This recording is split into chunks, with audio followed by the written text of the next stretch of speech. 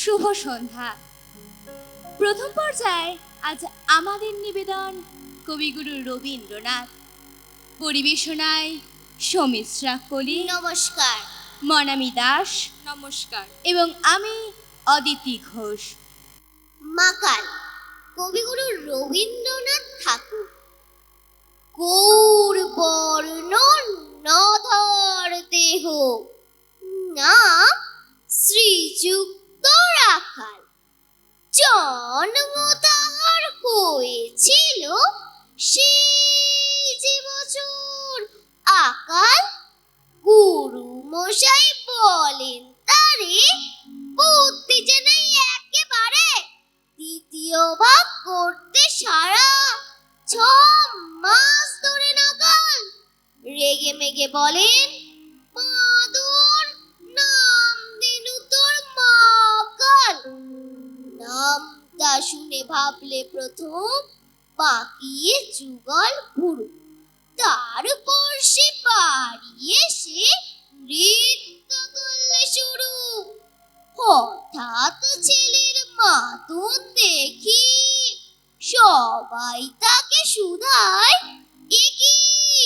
সকলকে সে জানিয়ে দিল, নাম দিয়েছেন গুরু। নতুন নামের উৎসাহে তার পক্ষ দুরু দুরু। কোলের পরে বসিয়ে দাদা বললে কানে কানে, গুরু মশাই গাল দিয়েছে, বুঝিস না তার মানে? রাখাল বলে, কখনো না, মা যে আমায় বলেন শোনা, সেটা তো গাল নয়, সে কথা পারা সবাই জানি। আচ্ছা তোমায় দেখিয়ে দেবো, চলো তো ওইখানে। টেনে নিয়ে গেল তাকে পুকুর পাড়ের কাছে। বললে, দাদা সত্যি বলো, সোনার চেয়ে মন্দ হলো? তুমি শেষে বলতে কি চাও?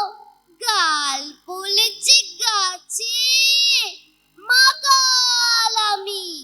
বলে রাখাল দুহাত তুলে নাচে, দুহাত কলম নিয়ে ছোটে।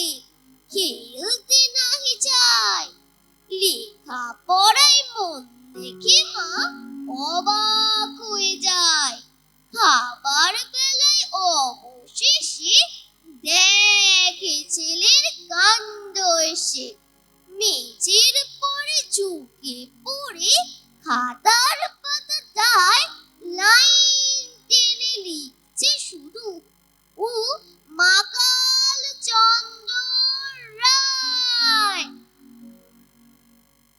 কৃপণ কবিগুরু রবীন্দ্রনাথ ঠাকুর। আমি ভিক্ষা করে ফিরতেছিলাম গ্রামের পথে পথে, তুমি তখন চলেছিলে তোমার স্বর্ণ রথে। অপূর্ব এক স্বপ্ন সম লাগতেছিল চক্ষে মম। কি বিচিত্র শোভা তোমার, কি বিচিত্র সাজ! আমি মনে ভাবতেছিলেন, এ কোন মহারাজ?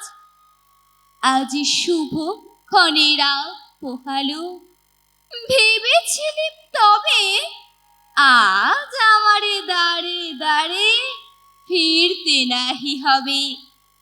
বাহির হতে নাহি হতে কাহার দেখা পেলেম পথে।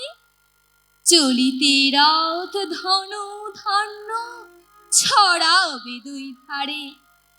মুঠা মুঠা কুড়িয়ে নেব, নেব ভারে ভারে।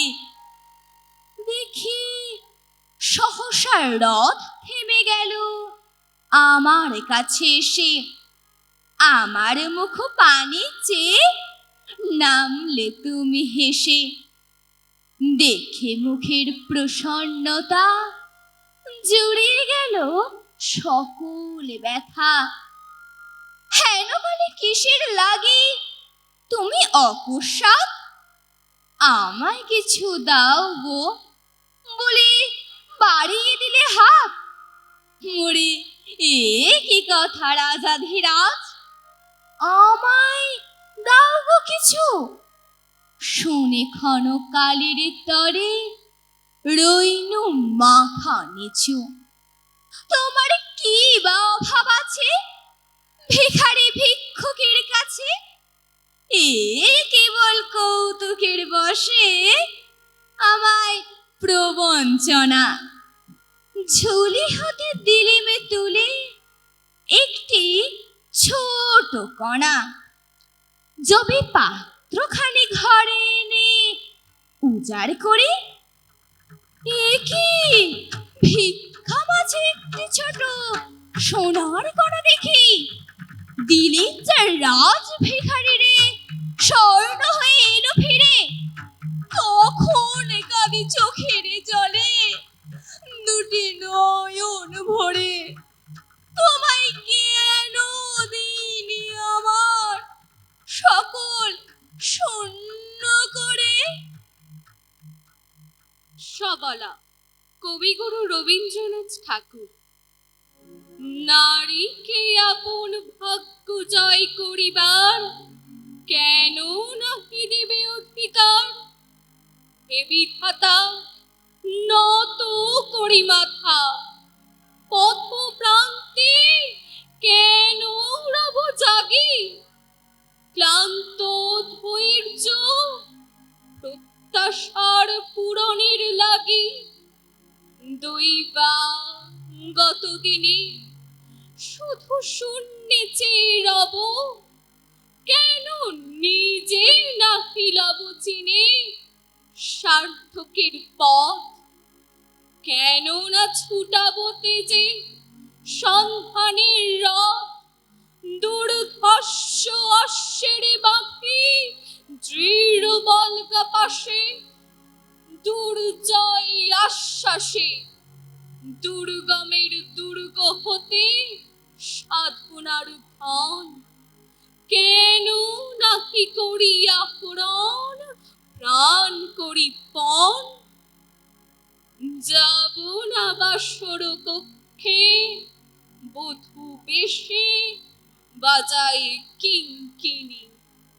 আমারে প্রেমের বীর্যে করো অসংকিনী।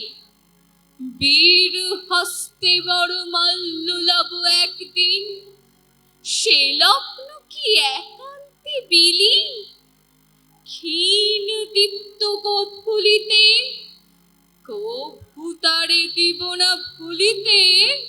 মোর তৃপ্ত কঠিনতা বিনম্র দীনতা সম্মানের যোগ্য নহে তার।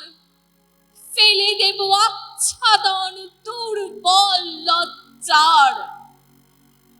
দেখা হবে ক্ষুব্ধ সিন্ধু নদী তীরে, তরঙ্গ গর্জন উচ্ছ্বাস মিলনের বিজয় ধ্বনিরে। দিগন্তের বক্ষে নিক্ষেপিবে মাথার গুণ্ঠন খুলি কবতারে।